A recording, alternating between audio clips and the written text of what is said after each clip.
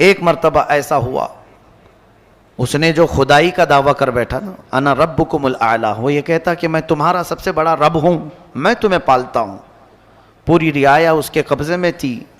تو سارے لوگوں کے کھانے پینے کے اخراجات، ساری چیزیں وہ بادشاہ سنبھالتا، تو وہ یوں کہتا کہ میں تمہارا رب ہوں، کوئی اور نہیں۔ اب اس کی سرکشی طغیانی بہت زیادہ بڑھ گئی۔ ایک مرتبہ ایسا ہوا کہ فرعون نے خواب دیکھا، خواب میں اس نے یہ دیکھا کہ ایک ستارہ آسمان سے ٹوٹ کر اس کے محل میں گرا اور اس کا محل اس کی آگ سے جل گیا۔ خواب میں دیکھا تھا، وہ گھبرا گیا، صبح کاہنوں کو بلایا پوچھنے کے لیے خواب کی تعبیر کیا ہو سکتی ہے،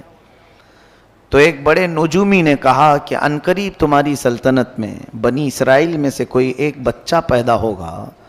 جو تمہاری سلطنت کو ہلاک کر دے گا،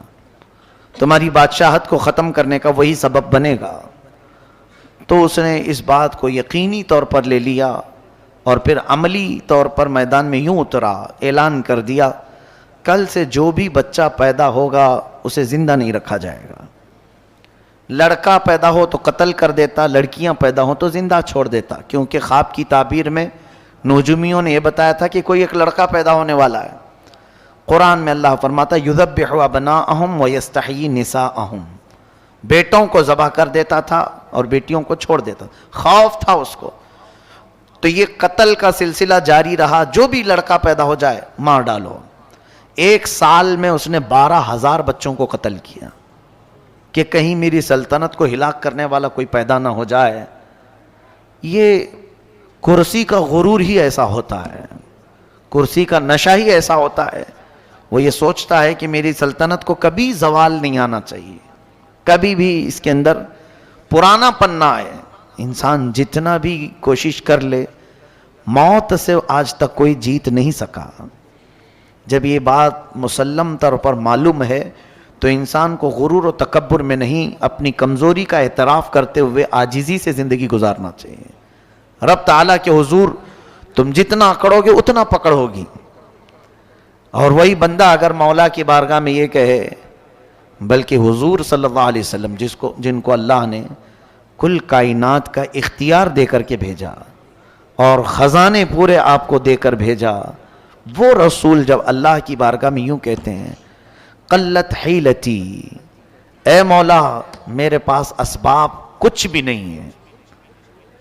حضور صلی اللہ علیہ وسلم اللہ کی بارگاہ میں جب یہ کہتے تھے ضعف قوتی وہوانی علی الناس اشکو الیک یا اللہ، اے اللہ میں تیری بارگاہ میں یوں عرض کرتا ہوں کہ میں قوت میں بہت کمزور ہوں، لوگوں پر میری طاقت نہیں، جبکہ حضور صلی اللہ علیہ وسلم کو اللہ نے سب سے زیادہ طاقت دیا ہے۔ یہ ہمارے لیے درس تھا نبی کونین صلی اللہ علیہ وسلم کی طرف سے کہ بندے کو چاہے کچھ بھی ملے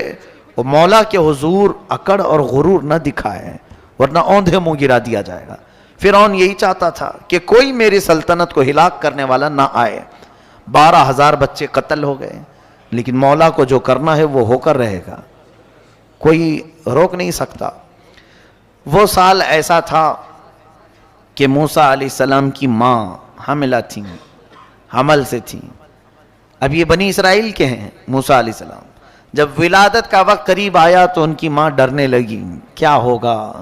اگر لڑکا ہو گیا مجھے تو فرعون کے فوجی قتل کر ڈالیں گے۔